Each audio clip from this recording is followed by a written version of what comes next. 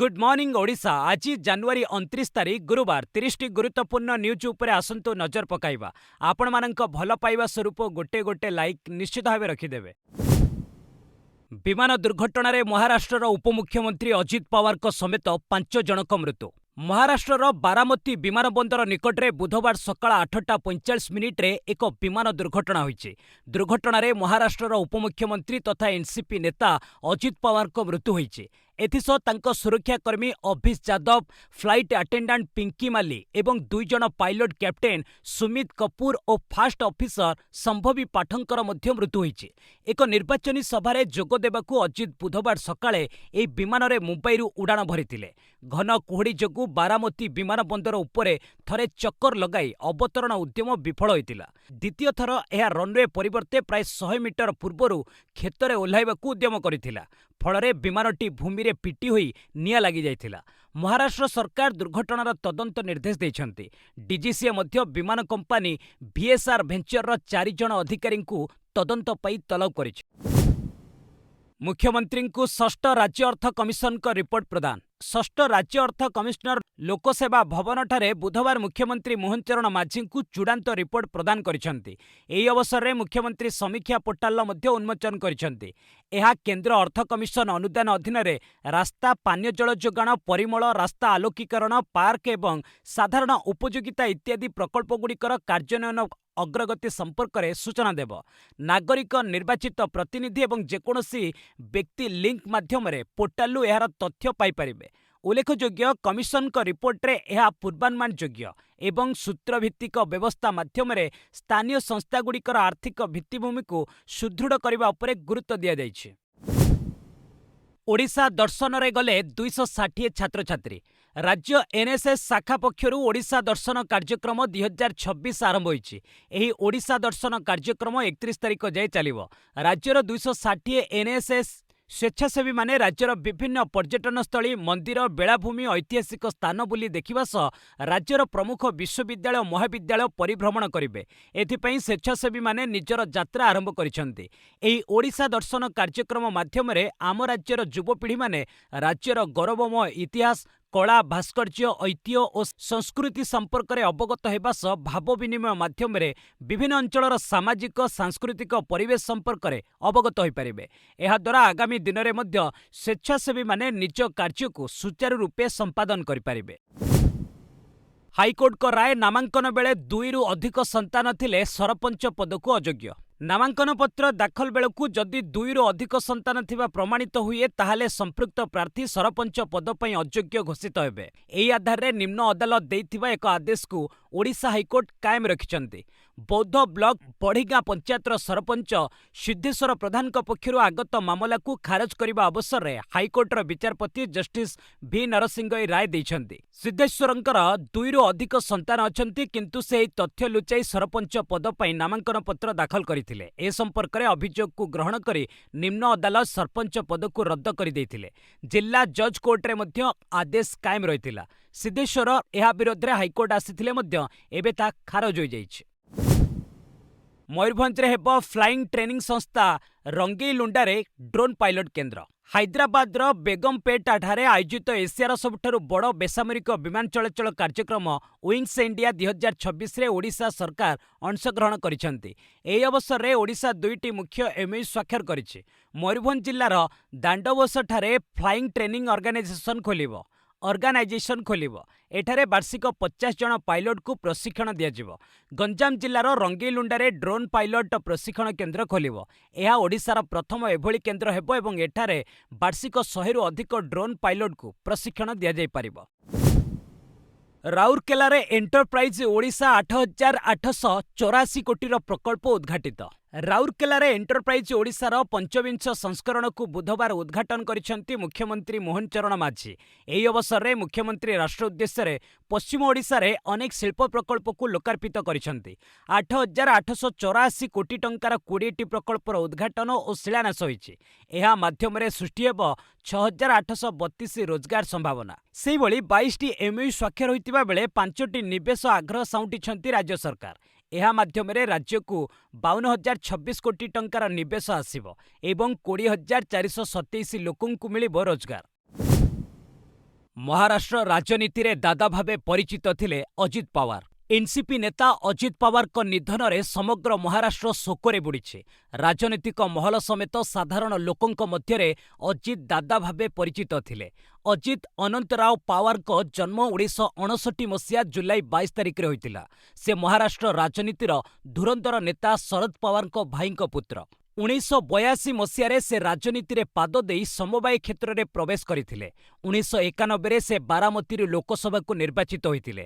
ପରେ ସେ ଶରଦ ପାୱାରଙ୍କ ପାଇଁ ସାଂସଦ ଆସନ ଛାଡ଼ି ବିଧାନସଭାକୁ ନିର୍ବାଚିତ ହୋଇଥିଲେ। କ୍ରମାଗତ 8 ଥର ସେ ବିଧାୟକ ଭାବେ ଜିତିଥିଲେ। ବିଭିନ୍ନ ମୁଖ୍ୟମନ୍ତ୍ରୀଙ୍କ ଅଧୀନରେ ସେ 6 ଥର ଉପମୁଖ୍ୟମନ୍ତ୍ରୀ ଭାବେ ଦାୟିତ୍ୱ ତୁଲାଇଛନ୍ତି। 2023ରେ ଶରଦ ପାୱାରଙ୍କ ସହ ବିବାଦ ଯୋଗୁଁ ଅଜିତ ଅଲଗା ହୋଇ ଏନ୍ସିପି ସଂଗଠନକୁ ସମ୍ଭାଳିଥିଲେ। ତେବେ ନିକଟରେ ପୁଣି ଥରେ ଏନ୍ସିପିର ଦୁଇ ଗୋଷ୍ଠୀ ଏକାଠି ହେବାର ଶୁଭ ସଂକେତ ଦେଇଥିଲେ। ଅଜିତଙ୍କ ପରେ କିଏ ଧରିବ ଏନ୍ସିପି ମଙ୍ଗ? ରାଜନୈତିକ ଚର୍ଚ୍ଚା ଆରମ୍ଭ। 2023 ଜୁଲାଇରେ ଦାଦା ଶରଦ ପାୱାରଙ୍କ ବିରୋଧରେ ବିଦ୍ରୋହ କରି ଅଜିତ ପାୱାର ଦଳର ନାମ ଓ ଚିହ୍ନ ସହ ଅଧିକାଂଶ ବିଧାୟକଙ୍କୁ ନିଜ ପକ୍ଷକୁ ଆଣିବାରେ ସଫଳ ହୋଇଥିଲେ। ଏବେ ଅଜିତଙ୍କର ଆକସ୍ମିକ ନିଧନ ପରେ ତାଙ୍କର ରାଜନୈତିକ ଉତ୍ତରାଧିକାରୀ କିଏ ହେବେ, ସେଥିରେ ପ୍ରଶ୍ନ ସୃଷ୍ଟି ହୋଇଛି। ଅଧିକ ଚର୍ଚ୍ଚା ତାଙ୍କ ପତ୍ନୀ ସୁନେତ୍ରା ପାୱାରଙ୍କୁ ନେଇ ହୋଇଛି। କୁହାଯାଉଛି ସୁନେତ୍ରାଙ୍କୁ ଅଜିତଙ୍କ ସ୍ଥାନରେ ରାଜ୍ୟର ଉପମୁଖ୍ୟମନ୍ତ୍ରୀ କରାଯାଇପାରେ। ସୁନେତ୍ରା 2024 ଲୋକସଭା ନିର୍ବାଚନରେ ପରାଜିତ ହେବା ପରେ ରାଜ୍ୟସଭାକୁ ଯାଇଥିଲେ। ଉତ୍ତରାଧିକାରୀ ଦୌଡ଼ରେ ଦୁଇ ପୁଅ ପାର୍ଥ ଏବଂ ଜୟ ବି ଅଛନ୍ତି। ପାର୍ଥ 2019 ଲୋକସଭା ନିର୍ବାଚନରେ ପରାଜିତ ହୋଇଥିଲେ। ଜୟ ପାୱାର ପାରିବାରିକ ବ୍ୟବସାୟ ସମ୍ଭାଳନ୍ତି। ଦଳର ବରିଷ୍ଠ ନେତା ପ୍ରଫୁଲ୍ଲ ପଟେଲ, ସୁନୀଲ ତଟକରେ ପ୍ରମୁଖଙ୍କ ନାମ ମଧ୍ୟ ଚର୍ଚ୍ଚା ଚାଲିଛି।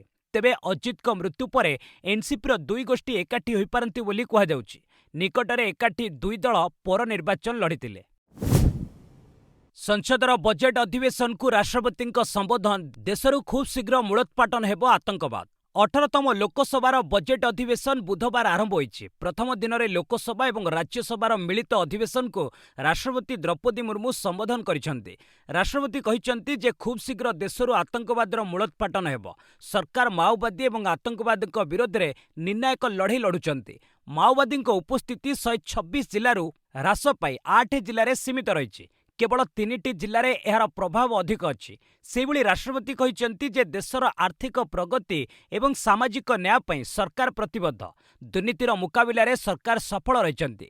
45 ମିନିଟ୍ ଅଭିଭାଷଣ ମଧ୍ୟରେ ରାଷ୍ଟ୍ରପତି ଭିବିଜି ରାମଜୀ ଆଇନର ଉଲ୍ଲେଖ କରିଥିଲେ। ଏହାକୁ ନେଇ ବିରୋଧୀ ହଙ୍ଗାମା କରି ଆଇନ ପ୍ରତ୍ୟାହାର ଦାବି କରିଥିଲେ। ଅନ୍ୟପଟେ ଏନ୍ଡିଏ ସାଂସଦ ଏହାର ସମର୍ଥନରେ ସ୍ଲୋଗାନ ଦେଇଥିଲେ। ଆଜି ସଂସଦରେ ଉପସ୍ଥାପିତ ହେବ ଅର୍ଥନୈତିକ ସର୍ଭେ ରିପୋର୍ଟ। ଅର୍ଥମନ୍ତ୍ରୀ ନିର୍ମଳା ସୀତାରମଣ ଆଜି ସଂସଦରେ ଅର୍ଥନୈତିକ ସର୍ଭେ 2025-26କୁ ଉପସ୍ଥାପନ କରିବେ। ଫେବୃଆରୀ ପହିଲାରେ ବଜେଟ୍ ଆସିବା ଆଗରୁ ଦେଶର ଅର୍ଥବ୍ୟବସ୍ଥାର ସ୍ଥିତିକୁ ନେଇ ଏହା ପ୍ରଥମ ଆକଳନ ରହିବ। ବଜେଟ୍ ପୂର୍ବରୁ ସରକାର ପ୍ରତିବର୍ଷ ଅର୍ଥନୈତିକ ସର୍ଭେ ଉପସ୍ଥାପନ କରିଥାନ୍ତି, ଯେଉଁଥିରେ ପୂର୍ବବର୍ଷର ଅର୍ଥନୀତିର କାର୍ଯ୍ୟଧାରା ସମ୍ପର୍କରେ ଉଲ୍ଲେଖ ରହିଥାଏ। ସେହିଭଳି ପ୍ରାଥମିକତା ଏବଂ ଆଗାମୀ ବର୍ଷ ଲାଗି ବିତ୍ତୀୟ ନୀତି ସମ୍ପର୍କରେ ମଧ୍ୟ ଏଥିରେ ପରାମର୍ଶ ରହିଥାଏ। ରିପୋର୍ଟ ଉପସ୍ଥାପନ ପରେ ସରକାରଙ୍କ ମୁଖ୍ୟ ଅର୍ଥନୈତିକ ପରାମର୍ଶଦାତା ଭି ଅନନ୍ତ ନାଗେଶ୍ୱରନ୍ ଗଣମାଧ୍ୟମକୁ ଏ ସମ୍ପର୍କରେ ସୂଚନା ଦେବେ। ସର୍ଭେର ପ୍ରମୁଖ ଦିଗଗୁଡ଼ିକୁ ନେଇ ଆଗାମୀ ବଜେଟ୍ରେ ବିଭିନ୍ନ ଘୋଷଣା ହେବାର ସମ୍ଭାବନା ରହିଛି। ବୁଧବାରଠାରୁ ବଜେଟ୍ ଅଧିବେଶନ ଆରମ୍ଭ ହୋଇଥିବା ବେଳେ ପହିଲାରେ ବଜେଟ୍ ଉପସ୍ଥାପନ କରିବେ ଅର୍ଥମନ୍ତ୍ରୀ। ସୁପ୍ରିମକୋର୍ଟରେ ୟୁଜିସିର ନୂଆ ନିୟମ ମାମଲା ଶୀଘ୍ର ଶୁଣାଣି ପାଇଁ ଭରସା ଦେଲେ ସୁପ୍ରିମକୋର୍ଟ।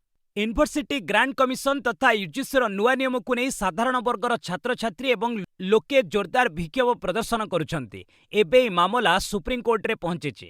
ଖୁବ୍ ଶୀଘ୍ର ଏହି ମାମଲାର ଶୁଣାଣି କରିବାକୁ ଦୁଇ ଆବେଦନକାରୀ ଭାରତର ପ୍ରଧାନ ବିଚାରପତି ତଥା ସିଜେଆଇ ସୂର୍ଯ୍ୟକାନ୍ତଙ୍କୁ ଅନୁରୋଧ କରାଯାଇଛି। ସିଜେଆଇ ମଧ୍ୟ ଏହା ଉପରେ ସହମତି ପ୍ରକାଶ କରି କହିଛନ୍ତି ଯେ ଘଟଣାକ୍ରମ ବିଷୟରେ ସେ ଅବଗତ ଅଛନ୍ତି। ଆବେଦନରେ ଥିବା ତ୍ରୁଟିକୁ ସୁଧାରନ୍ତୁ। ଖୁବ୍ ଶୀଘ୍ର ଏହି ମାମଲାର ଶୁଣାଣି କରାଯିବ। ସୂଚନାଯୋଗ୍ୟ, ୟୁଜିସି ଗତ 13 ତାରିଖରେ ଉଚ୍ଚ ଶିକ୍ଷାନୁଷ୍ଠାନରେ ଜାତିଗତ ଭେଦଭାବ ସହ ଜଡ଼ିତ ଥିବା ଏକ ବିଜ୍ଞପ୍ତି ଜାରି କରିଛି, ଯାହାକି ଅସନ୍ତୋଷର କାରଣ ହୋଇଛି।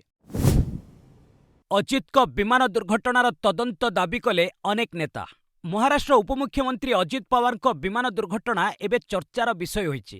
पश्चिमबंग मुख्यमंत्री ममता बानार्जी एहा पछरे षडयंत्र नहीं सन्देह प्रकट करिसेंति। सुप्रीमकोर्ट को तदारखरे एहार उच्चस्तरीय तदंत दाबी करिसेंति। कांग्रेस अध्यक्ष मल्लिकार्जुन खड़गे घटनार शोक व्यक्त करने सह दुर्घटनार तदंत हेबा उचित बोली कहिसेंति।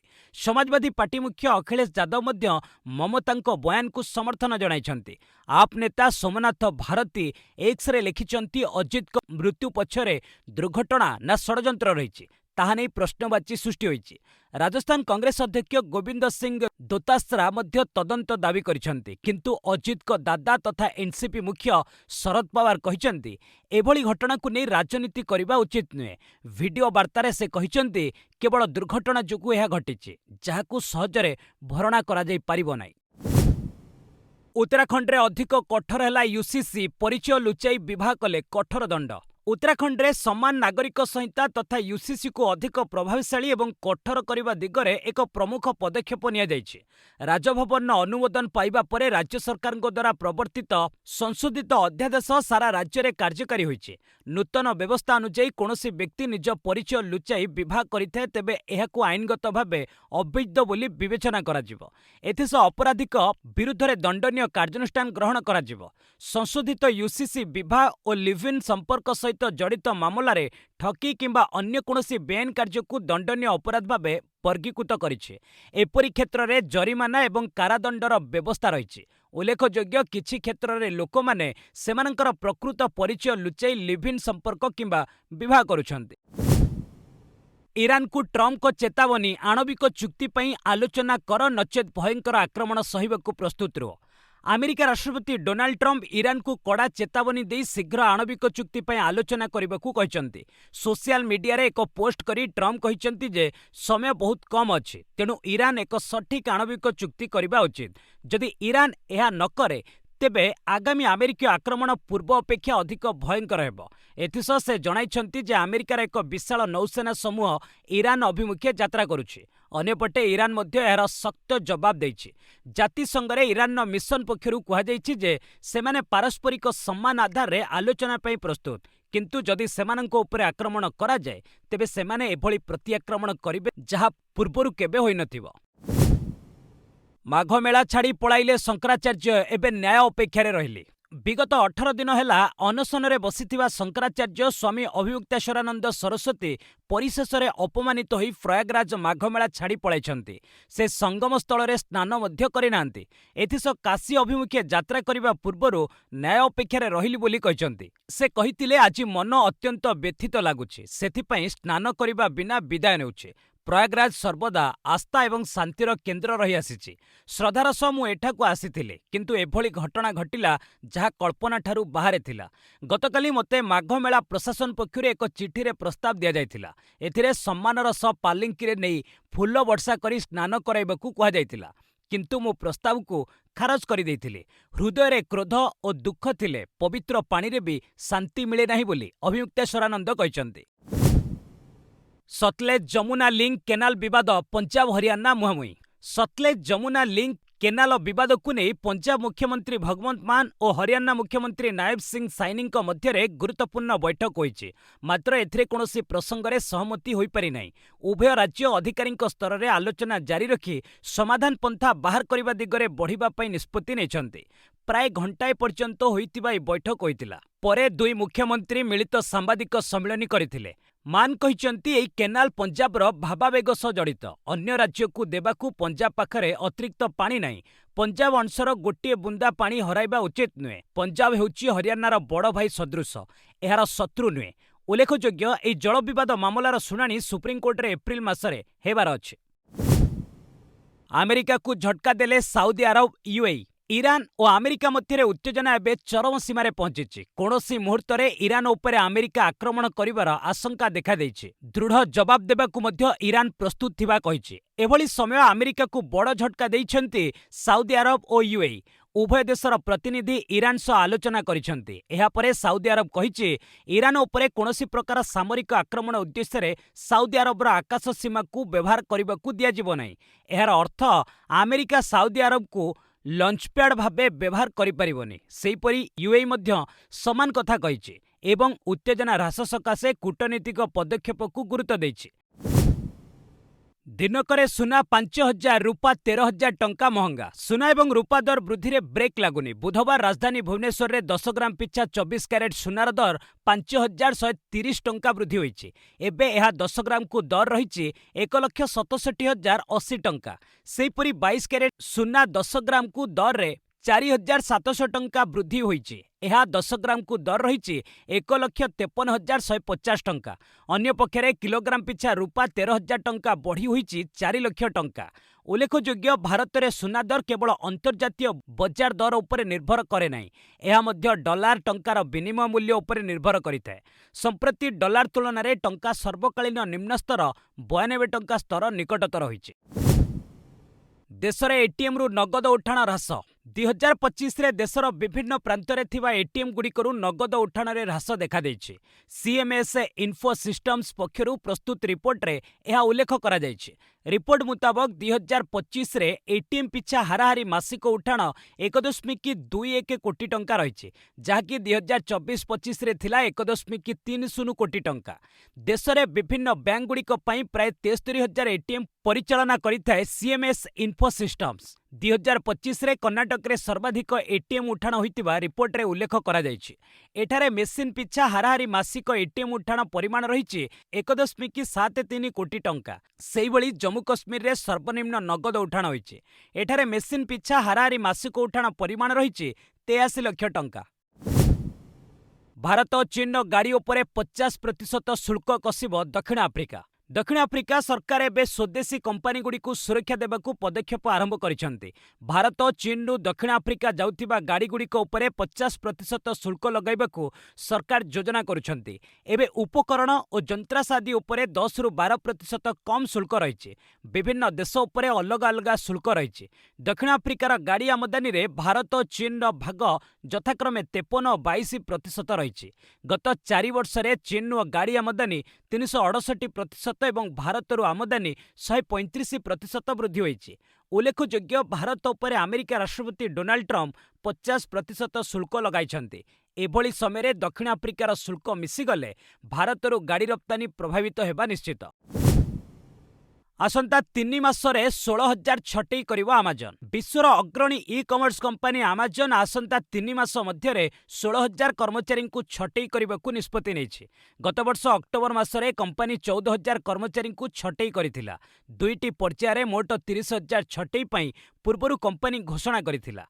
कंपनी प्रतिष्ठा हेबा परठारु एहा कंपनीर सबठारु बड़ छटई। एपरिकी कोरोना महामारी परवर्ती समय कंपनी 2023 रे एहाठारु कम अर्थात 27,000 कर्मचारी को छटई करिथिला। एबे विशेषकर अमेरिका रे कार्यरत कर्मचारी माने बेसी क्षतिग्रस्त हेबे। एआई रो व्यापक प्रचलन जोगु अमेजन समेत अनेक आईटी कंपनी रे छटई संख्या बढ़िबार लागिछि। समग्र विश्व रे अमेजन 15.7 लाख कर्मचारी रहिछन्ति। भारत ईयू वाणिज्य चुक्तिर प्रभाव वृद्धि पाइला सेंसेक्स और निफ्टी। बुधवार भारतीय पुंजी बजार रे उत्साहजनक स्थिति देखिबाकू मिलिछि। भारत एवं यूरोपीय संघ मध्यरे स्वाक्षरित होइतिबा ऐतिहासिक मुक्त वाणिज्य चुक्ति जोगु निवेशक माने आशावादी रहिछन्ति। फଳରେ शेयर बजार क्रमागत द्वितीय दिन पई ऊर्ध्वमुखी होई बंद होइछि। बीएसई सेंसेक्स 427.20 पॉइंट बढ़ी 82,344.68 रे बंद होइतिबा बेले एनएसई निफ्टी 167.35 पॉइंट वृद्धि सह 25,342.75 स्तर रे पहुंचिछि।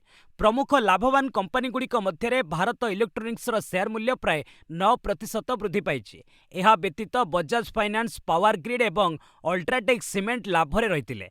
तेबे खराब त्रैमासिक फलाफल जोगु एशियन पेंट्स शेयर मूल्य 4% रु अधिक ह्रास पाइछि। ए नूतन वाणिज्य चुक्ति द्वारा रप्तानी शुल्क ह्रास पाइबा सह वाणिज्यिक कारोबार वृद्धि पाइब बोली आशा करा जाउछि। 2044 सुधा भारत और दक्षिण एशिया को दरकार 3,300 नुआ विमान कहला बोईंग। आगामी 20 वर्ष मध्य भारत समेत दक्षिण एशियार विमान चलाचल क्षेत्र में बड़ अभिवृद्धि घटिब। अमेरिकीय विमान निर्माता कंपनी बोईंगर आकलन अनुଯାयी 2044 सुधा यह अंचल में प्राय 3,300 नुआ विमान आवश्यकता रही। अर्थनैतिक विकास मध्यवित्त श्रेणीर वृद्धि जोगु यात्री परिवहन वार्षिक 7% हार बढ़।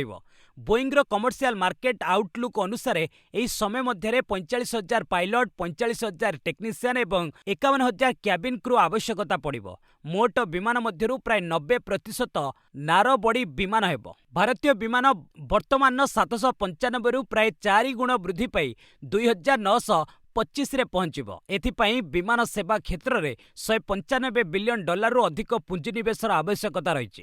ୱିଙ୍ଗସ୍ ଇଣ୍ଡିଆ 2026 ସମ୍ମିଳନୀ ଅବସରରେ ବୋଇଂ ପକ୍ଷରୁ ଏହି ଗୁରୁତ୍ୱପୂର୍ଣ୍ଣ ତଥ୍ୟ ପ୍ରଦାନ କରାଯାଇଛି। ଆଜିଠୁ ଜାମଶେଦପୁରରେ ଓଡ଼ିଶା ଝାଡ଼ଖଣ୍ଡ ରଞ୍ଜି ଲଢ଼େଇ। ଚଳିତ ରଞ୍ଜି ଟ୍ରଫି ଲିଗ୍ ପର୍ଯ୍ୟାୟର ଅନ୍ତିମ ତଥା ସପ୍ତମ ରାଉଣ୍ଡ ମ୍ୟାଚ୍ ଗୁରୁବାରଠାରୁ ଦେଶର ବିଭିନ୍ନ ଗ୍ରାଉଣ୍ଡରେ ଆରମ୍ଭ ହେବ। ଏହି କ୍ରମରେ ବିପ୍ଳବ ସାମନ୍ତରାୟଙ୍କ ନେତୃତ୍ୱାଧୀନ ଓଡ଼ିଶା ଜାମଶେଦପୁରରେ ଘରୋଇ ଝାଡ଼ଖଣ୍ଡକୁ ଭେଟିବ। ବର୍ତ୍ତମାନ ସୁଦ୍ଧା 6ଟି ମ୍ୟାଚ୍ ଖେଳି ଓଡ଼ିଶା 7 ପଏଣ୍ଟ ପାଇ ଗ୍ରୁପ୍ ଏରେ ସପ୍ତମ ସ୍ଥାନରେ ରହିଛି, ଯେଉଁଥିରେ 4 ପରାଜୟ, ଗୋଟିଏ ଲେଖାଏଁ ବିଜୟ ଓ ଡ୍ର ସାମିଲ ରହିଛି। ପୂର୍ବରୁ ନକ୍ଆଉଟ୍ ଦୌଡ଼ରୁ ବାଦ୍ ପଡ଼ିସାରିଥିବା ଓଡ଼ିଶା ଏବେ ଏଲିଟ୍ ପର୍ଯ୍ୟାୟରେ ତିଷ୍ଠି ରହିବା ଲାଗି ସଂଘର୍ଷ କରୁଛି। ଝାଡ଼ଖଣ୍ଡ ଏହି ମ୍ୟାଚ୍ରେ ବିଜୟୀ ହୋଇ ସିଧାସଳଖ କ୍ୱାର୍ଟର ଫାଇନାଲ୍ ଖେଳିବା ଆଶାରେ ରହିଛି। ଝାଡ଼ଖଣ୍ଡର ନିୟମିତ ଅଧିନାୟକ ଇଶାନ କିଶାନ ଭାରତୀୟ ଟି-20 ଦଳରେ ସାମିଲ ରହିଛନ୍ତି, ତେଣୁ ସେ ଓଡ଼ିଶା ବିପକ୍ଷ ମ୍ୟାଚ୍ ଖେଳିବେ ନାହିଁ। ତାଙ୍କ ସ୍ଥାନରେ ବିରାଟ ସିଂହ ଦଳର ନେତୃତ୍ୱ ନେଉଛନ୍ତି। WPLରେ ମନ୍ଥର ବୋଲିଂ ପାଇଁ ଜେମିମା ରେଡ୍ରିକ୍ସ ଦଣ୍ଡିତ। ଗୁଜରାଟ ଜାଏଣ୍ଟସର ବିପକ୍ଷ ଲିଗ୍ ମ୍ୟାଚ୍ରେ ମନ୍ଥର ବୋଲିଂ ପାଇଁ ଦିଲ୍ଲୀ କ୍ୟାପିଟାଲ୍ସ ଅଧିନାୟିକା ଜେମିମା ରେଡ୍ରିକ୍ସ ଦଣ୍ଡିତ ହୋଇଛନ୍ତି। ମ୍ୟାଚ୍ରେ ଦଳ ନିର୍ଦ୍ଧାରିତ ସମୟଠାରୁ ବିଳମ୍ବରେ ବୋଲିଂ ଶେଷ କରିଥିଲା। ଚଳିତ ସିଜନ୍ରେ ଦିଲ୍ଲୀ କ୍ୟାପିଟାଲ୍ସର ଏହା ପ୍ରଥମ ଭୁଲ୍ ହୋଇଥିବାରୁ ଅଧିନାୟିକା ଭାବେ ରୋଡ୍ରିଗ୍ସଙ୍କୁ 12 ଲକ୍ଷ ଟଙ୍କା ଜରିମାନା କରାଯାଇଛି। ଗତ ମଙ୍ଗଳବାର ଅନୁଷ୍ଠିତ ଏହି ମ୍ୟାଚ୍ରେ ଦିଲ୍ଲୀ କ୍ୟାପିଟାଲ୍ସ 3 ରନ୍ରେ ଗୁଜରାଟ ଜାଏଣ୍ଟସ ନିକଟରୁ ପରାଜିତ ହୋଇଥିଲା। ଗୁଜରାଟ ଜାଏଣ୍ଟସ ପ୍ରଥମେ ବ୍ୟାଟିଂ କରି 9 ୱିକେଟ୍ରେ 174 ରନ୍ ସଂଗ୍ରହ କରିଥିଲା। ଜବାବରେ ଦିଲ୍ଲୀ କ୍ୟାପିଟାଲ୍ସ ଲଢୁଆ ବ୍ୟାଟିଂ ସତ୍ତ୍ୱେ 8 ୱିକେଟ୍ରେ 171 ରନ୍ କରିବାକୁ ସକ୍ଷମ ହୋଇଥିଲା। ଏହି ବିଜୟ ସହ ଗୁଜରାଟ ଜାଏଣ୍ଟସ ପଏଣ୍ଟ ତାଲିକାରେ ଦ୍ୱିତୀୟକୁ ଉନ୍ନୀତ ହୋଇଥିଲା। ଦଳ ମୋଟ 8 ପଏଣ୍ଟ ପାଇଥିଲା ବେଳେ ଦିଲ୍ଲୀ କ୍ୟାପିଟାଲ୍ସ 6 ପଏଣ୍ଟ ସହ ଚତୁର୍ଥ ସ୍ଥାନକୁ ଖସିଛି। Australian open Djokovic Sinner Rybakina ପେଗୁଲା ସେମି। ଚଳିତ Australian open grand slam semifinal line ଚୂଡ଼ାନ୍ତ ହୋଇଛି। ପୁରୁଷ ସିଙ୍ଗଲ୍ସ ସେମିଫାଇନାଲରେ ନୋଭାକ୍ ଜୋକୋଭିକ୍ ଓ ଡିଫେଣ୍ଡିଂ ଚାମ୍ପିୟନ୍ ଜାନିକ୍ ସିନର ପରସ୍ପରକୁ ଭେଟିବେ। ଅନ୍ୟ ଏକ ସେମିରେ କାର୍ଲୋସ୍ ଅଲକାରାଜ ଓ ଆଲେକ୍ଜାଣ୍ଡାର ଭେରେଭ୍ ସାମ୍ନାସାମ୍ନି ହେବେ। ମହିଳା ସିଙ୍ଗଲ୍ସରେ ଏଲିନା ରିବାକିନା ଓ ଜେସିକା ପେଗୁଲା, ଅର୍ଣ୍ୟା ସାବାଲେଙ୍କା ଓ ଏଲିନା ସ୍ୱେତୋଲିନାଙ୍କ ମଧ୍ୟରେ ସେମିଫାଇନାଲ୍ ଖେଳାଯିବ। ପୁରୁଷ ବର୍ଗ କ୍ୱାର୍ଟର ଫାଇନାଲରେ ଜୋକୋଭିକ୍ ଆଗୁଆ ଥିବା ସମୟରେ ମୁସେଟି ଆହତ ହୋଇ ଓହରି ଯାଇଥିଲେ। ଅନ୍ୟ ଏକ କ୍ୱାର୍ଟର ଫାଇନାଲରେ ସିନର ଅଷ୍ଟମ ସିଡ୍ ବେନ୍ ସେଲ୍ଟନଙ୍କୁ ହରାଇଥିଲେ। ଭାରତକୁ 50 ରନ୍ରେ ହରାଇଲା ନ୍ୟୁଜିଲାଣ୍ଡ। ବିଶାଖାପାଟଣାରେ ଖେଳାଯାଇଥିବା ଚତୁର୍ଥ ଟି-20 ମ୍ୟାଚ୍ରେ ନ୍ୟୁଜିଲାଣ୍ଡ ଭାରତକୁ 50 ରନ୍ରେ ପରାସ୍ତ କରିଛି। ଟସ୍ ଜିତି ଭାରତ ପ୍ରଥମେ ବୋଲିଂ କରିବାକୁ ନିଷ୍ପତ୍ତି ନେଇଥିଲା। ନ୍ୟୁଜିଲାଣ୍ଡ ପ୍ରଥମେ ବ୍ୟାଟିଂ କରି ଟିମ୍ ସାଇଫର୍ଡଙ୍କ 62 ରନ୍ ଏବଂ ଡେଭେନ୍ କନୱେଙ୍କ 44 ରନ୍ ସହାୟତାରେ 20 ଓଭରରେ 7 ୱିକେଟ୍ ହରାଇ 215 ରନ୍ର ବିଶାଳ ସ୍କୋର କରିଥିଲା। ଭାରତ ପକ୍ଷରୁ ଅର୍ଶଦୀପ ସିଂହ ଓ କୁଲଦୀପ ଯାଦବ 2ଟି ଲେଖାଏଁ ୱିକେଟ୍ ଅକ୍ତିଆର କରିଥିଲେ। 216 ରନ୍ର ଲକ୍ଷ୍ୟ ପିଛା କରି ଭାରତ 18.4 ଓଭରରେ 165 ରନ୍ରେ ଅଲ୍ ଆଉଟ୍ ହୋଇଯାଇଥିଲା। ଦଳ ପକ୍ଷରୁ ଶିବମ ଦୁବେ ମାତ୍ର 23 ବଲ୍ରୁ 65 ରନ୍ର ଧୁଆନ୍ଧାର ପାଳି ଖେଳିଥିଲେ ଦଳକୁ ଜିତାଇ ପାରିନଥିଲେ। ନ୍ୟୁଜିଲାଣ୍ଡ ପକ୍ଷରୁ ମିଚେଲ୍ ସାଣ୍ଟନର ସର୍ବାଧିକ 3ଟି ୱିକେଟ୍ ନେଇଥିଲେ। ଏହି ପରାଜୟ ସତ୍ତ୍ୱେ ଭାରତ ପଞ୍ଚମ ମ୍ୟାଚ୍ ବିଶିଷ୍ଟ ସିରିଜ୍ରେ 3-1ରେ ଆଗୁଆ ରହି ସିରିଜ୍ କବ୍ଜା କରିସାରିଛି। ନେଦରଲ୍ୟାଣ୍ଡସ ମହିଳା ଦଳକୁ ଐତିହାସିକ ବିଶ୍ୱକପ୍ ଯୋଗ୍ୟତା। ନେଦରଲ୍ୟାଣ୍ଡ ମହିଳା କ୍ରିକେଟ୍ ଟିମ୍ ପ୍ରଥମ ଥର ଲାଗି ଟି-20 ବିଶ୍ୱକପ୍ ଖେଳିବାକୁ ଯୋଗ୍ୟତା ଅର୍ଜନ କରିଛି। ନେପାଳରେ ଚାଲିଥିବା କ୍ୱାଲିଫାୟର୍ସରେ ନେଦରଲ୍ୟାଣ୍ଡସ 21 ରନ୍ରେ ଡିଏଲ୍ଏସ୍ ମେଥଡରେ ଆମେରିକାକୁ ହରାଇ ଏହି ସଫଳତା ପାଇଛି। ଏହି ମୁକାବିଲାରେ 130 ରନ୍ର ଲକ୍ଷ୍ୟକୁ ପିଛା କରି ନେଦରଲ୍ୟାଣ୍ଡସ 12 ଓଭରରେ 2 ୱିକେଟ୍ ହରାଇ 90 ରନ୍ କରିଥିବା ବେଳେ ବର୍ଷା ହୋଇଥିଲା। ଏଣୁ ଡିଏଲ୍ ପଦ୍ଧତିରେ ଦଳକୁ ବିଜୟୀ ଘୋଷିତ କରାଯାଇଛି। ଅପରପକ୍ଷରେ ଥାଇଲାଣ୍ଡକୁ ହରାଇ ବାଂଲାଦେଶ ମଧ୍ୟ ଟି-20 ବିଶ୍ୱକପ୍ ଲାଗି ଯୋଗ୍ୟତା ଅର୍ଜନ କରିଛି। ଏହି ବିଶ୍ୱକପ୍ ଜୁନ୍ 12ରୁ ଇଂଲଣ୍ଡ ଓ ସ୍କଟଲ୍ୟାଣ୍ଡରେ ଆରମ୍ଭ ହେବ। ପିଭି ସିନ୍ଧୁଙ୍କ ନାମରେ ଦ୍ରୁତତମ ସ୍ମାସ୍। ଦୁଇଥରର ଅଲିମ୍ପିକ୍ ପଦକ ବିଜୟିନୀ ପିଭି ସିନ୍ଧୁ ମହିଳା ବ୍ୟାଡମିଣ୍ଟନ ଇତିହାସରେ ଦ୍ରୁତତମ ସ୍ମାସ୍ ମାରିଛନ୍ତି। ନିକଟରେ ଅନୁଷ୍ଠିତ ଇଣ୍ଡୋନେସିଆ ମାଷ୍ଟର୍ସରେ ସିନ୍ଧୁ ଏହି ରେକର୍ଡ ସ୍ମାସ୍ କରିଛନ୍ତି। ଟୁର୍ଣ୍ଣାମେଣ୍ଟର ମହିଳା କ୍ୱାର୍ଟରରେ ସିନ୍ଧୁଙ୍କ ମୁକାବିଲା ଥାଇଲାଣ୍ଡର ବୁସାନାନ୍ ଓଙ୍ଗ୍ବାମରଙ୍ଗପାନ୍‌ଙ୍କ ସହ ହୋଇଥିଲା। ଏହି ଲଢ଼େଇ ଅବସରରେ ସିନ୍ଧୁ ଏକ ଜୋରଦାର ରିଟର୍ଣ୍ଣ ସଟ୍ ଖେଳିଥିଲେ। ଏହି ସ୍ମାସ୍‌ର ଘଣ୍ଟା ପ୍ରତି ବେଗ 380 କିଲୋମିଟର ରହିଥିଲା। ମହିଳା ସିଙ୍ଗଲ୍ସରେ ଦ୍ରୁତତମ ସ୍ମାସ୍ ମାରିବାରେ ସିନ୍ଧୁଙ୍କ ପଛକୁ ବୁସାନାନ୍ ଦ୍ୱିତୀୟ ସ୍ଥାନରେ ରହିଛନ୍ତି। ବୁସାନାନ୍ 373.5 କିଲୋମିଟର ବେଗରେ ସ୍ମାସ୍ କରିଥିଲେ। ଅପରପକ୍ଷରେ ପୁରୁଷ ବିଭାଗରେ 446.1 କିଲୋମିଟର ବେଗରେ ସ୍ମାସ୍ କରି ଥାଇଲାଣ୍ଡର ପାନିତ୍ ଚାପୋନ୍ ତିରାର ସ୍କୁଲ ତାଲିକାର ଶୀର୍ଷରେ ରହିଛନ୍ତି। 419 କିଲୋମିଟର ବେଗ ସହ ଭାରତର ଲକ୍ଷ୍ୟ ସେନ ପୁରୁଷ ବିଭାଗରେ ସପ୍ତମ ସ୍ଥାନରେ ରହିଛନ୍ତି। ପାକିସ୍ତାନର ବିଶ୍ୱକପ୍ ବର୍ଜନ ଧମକ ବିଶ୍ୱ କ୍ରିକେଟରେ ଏକାକୀ ହେବା ସହ ହରାଇବ 317 କୋଟି। ଫେବୃଆରୀ 7 ତାରିଖରୁ ଟି-20 ବିଶ୍ୱକପ୍ ଆରମ୍ଭ ହେବ। ଏହି ମେଗା ଇଭେଣ୍ଟରୁ ଶେଷ ମୁହୂର୍ତ୍ତରେ ବାଂଲାଦେଶକୁ ବାଦ୍ ଦିଆଯିବା ପରେ ଏବେ ସମସ୍ତଙ୍କ ନଜର ପାକିସ୍ତାନ ଉପରେ ରହିଛି। ବାଂଲାଦେଶକୁ ବାହାର କରାଯିବାକୁ ବିରୋଧ କରିଛି ପାକିସ୍ତାନ। ଏପରିକି ଟୁର୍ଣ୍ଣାମେଣ୍ଟ ବର୍ଜନ କରିବାକୁ ମଧ୍ୟ ପାକିସ୍ତାନ ଧମକ ଦେଇଛି। ବିଶ୍ୱକପ୍ରେ ଅଂଶଗ୍ରହଣ ନେଇ ଶୁକ୍ରବାର କିମ୍ବା ସୋମବାର ସୁଦ୍ଧା ଚୂଡ଼ାନ୍ତ ନିଷ୍ପତ୍ତି ନିଆଯିବ ବୋଲି ପିସିବି ଅଧ୍ୟକ୍ଷ ମୋହସିନ ନକଭି କହିଛନ୍ତି। ଏହା ପୂର୍ବରୁ ବିଶ୍ୱକପ୍ ବର୍ଜନ କଲେ ପାକିସ୍ତାନ ପାଇଁ ମହଙ୍ଗା ହେବ ବୋଲି ଆଇସିସି ଚେତାଇ ଦେଇଛି। ଏପରିକି ବିଶ୍ୱକପ୍ ବର୍ଜନକୁ ରାଜନୈତିକ ହସ୍ତକ୍ଷେପ ଦର୍ଶାଇ ପାକିସ୍ତାନକୁ ବାସନ୍ଦ କରିପାରେ ଆଇସିସି।